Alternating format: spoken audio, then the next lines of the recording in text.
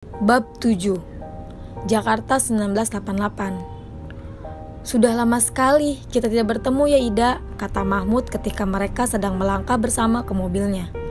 Mahmud berkeras hendak mengantarkan Farida, dan Farida harus membuang jauh-jauh pikiran itu. Mahmud menawarkan jasa untuk menyilih rasa bersalahnya. Terakhir melihatmu waktu kamu pulang berlibur, saat itu kamu masih kuliah di Jakarta. Tahun 81 kalau tidak salah ya.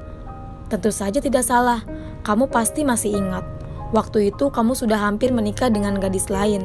Alasanmu tepat sekali, kamu sudah hampir terlambat menikah. Umurmu sudah 30, tidak dapat menunggu lagi sampai aku menyelesaikan kuliah. Tetapi tidak ingin menghancurkan masa depanku, cita-citaku, karirku. Karena itu kamu terpaksa memilih calon lain. Dia cuma tidak ingin menikahi saya, Bu, kata Farida pahit. Dia sudah punya calon lain yang tidak cacat, yang tidak memalukan sebagai istrinya. Putusnya pertunangan mereka memang memberi aib pada keluarganya. Ayah ibunya merasa sangat malu. Farida juga merasa sedih, terhina. Tetapi sampai sekarang dia tidak menyesali keputusannya. Kalau untuk mempertahankan harga dirinya, dia harus berkorban. Dia tidak akan ragu milih cara itu. Dan heran ketika bertemu lagi dengan pria yang hampir menjadi suaminya ini, dia malah bersyukur tidak jadi menikah. Kalau dulu dia salah melangkah, barangkali justru sekarang dia menyesali pilihannya. Bapak ibu baik, Ida? Tanya Mahmud untuk memecahkan kesunyian. Sejak duduk di sampingnya di dalam mobil, Farida lebih banyak membisu, dan keheningan di antara mereka entah mengapa membuat Mahmud resah. Baik bang, terima kasih. Suara Farida begitu tenang, begitu mantap, begitu dewasa. Dia sudah banyak berubah, pikir Mahmud kagum. Tak ada lagi gadis cacat yang pendiam dan rendah diri itu. Dia kini tampil penuh percaya diri sebagai seorang sarjana hukum yang disegani. Istri abang juga sehat. Kapan-kapan saya ingin berkenalan.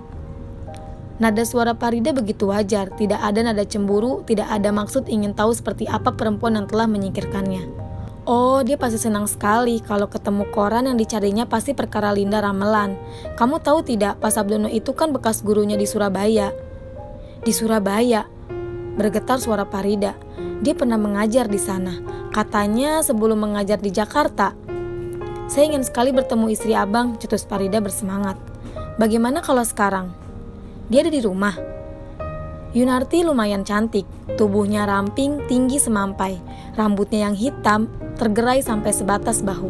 Sekali lihat penampilannya mirip Farida, bedanya dia tidak cacat. Yuniarti begitu terkesan melihat Farida, dan dengan perasaan heran, Farida melihat bagaimana bangganya Mahmud ketika memperkenalkan tamunya. Jaksa yang menuntut Pak Sabdono, kata Mahmud tanpa menyembunyikan perasaan bangganya. Berhasil membawa figur terkenal itu ke rumah mereka. Yang berhasil menjebloskan gurumu ke penjara. Saya sampai tidak percaya Pak Sabdono sebejat itu, keluh Yuniarti terus terang. Dia sama sekali tidak genit, tidak berbahaya. Tampangnya sih oke, tapi waktu itu pun dia sudah menikah. Tidak tahu mengapa Pak Sabdono pindah. Sampai saya lulus, dia masih mengajar di SMA itu. Adik saya masih sempat jadi muridnya. Di mana adik kamu Yun sekarang? Saya boleh minta alamat rumahnya?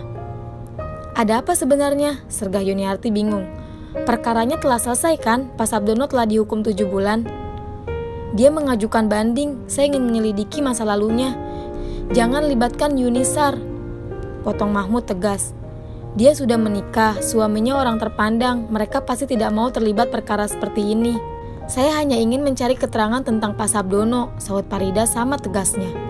Bukan tentang mereka.